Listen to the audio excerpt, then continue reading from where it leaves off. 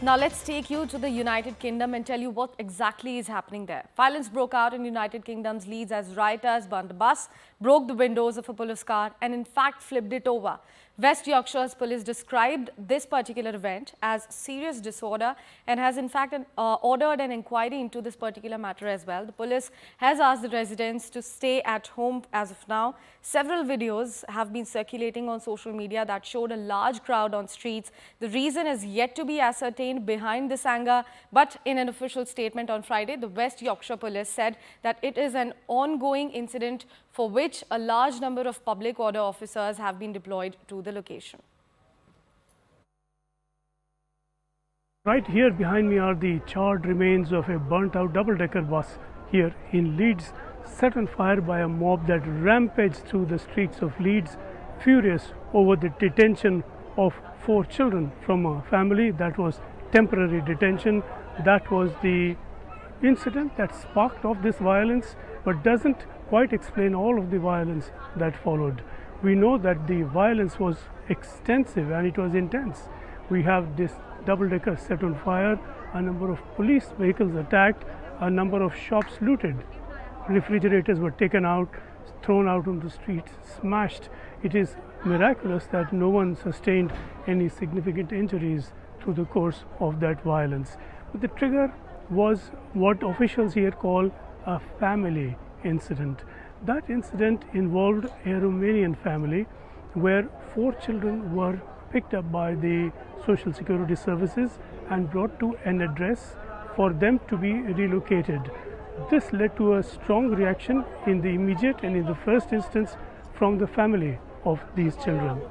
They descended on the address where the children had been kept, and they were soon joined by a very large number of Romanians, and we are talking about a number of Romanians of a gypsy origin here. That then threatened to escalate into a crisis, and the police led the children away along with the Social Security staff. And that was not the end of it. Once the police were seen leaving, then a lot of the crowds were emboldened, they were encouraged, and they began attacking the police, and the attack was so severe that we are told by residents that they had to intervene to protect the police so that they could get away. That is the state of policing in this country. After the police left, that is when the worst of the violence followed, and we are talking about many hours of it. The first incident began about 5 p.m.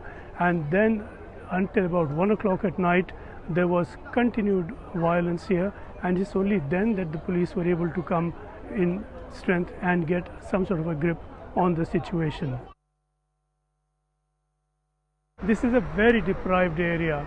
We have a very high level of unemployment. A lot of people live on the margins here, and that means really difficult living conditions. A lot of people think Britain will not have poverty, but there is a great deal of it about, and it's not easy. And at the forefront, at the worst really of this, is the Romanian community here, traditionally the gypsy community, that is living here in very dire conditions, as it does across all of Europe. The Roma have a hard time of it just about everywhere, and they do here as well. And the violence really was sparked by the move by the Social Security here to pick up children from a Roma family.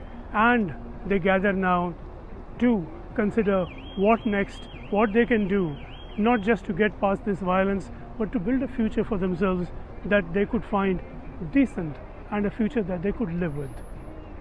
And in the midst of all this, we saw extraordinary heroism from a local councillor from the Green Party who went out of his way to try and contain the violence, to limit the crowds that were bent on attacking the police, and in fact who led a move to protect the police from the violence.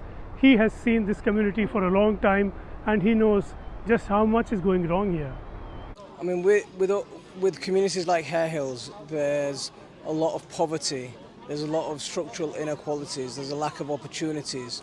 So all of these kind of issues are always bubbling under the surface, and it leads to a lot of frustration. So the structural inequalities in themselves can cause, they provide the foundation for something like this, and all it needs is a spark and the tinderbox explodes. But we need our communities to be built up properly. There's a lot of problems with the housing around here, really poor quality, lack of opportunities for the youth, lack of job opportunities for adults. So we need proper investment. We need those structural problems fixing in order to rebuild this community.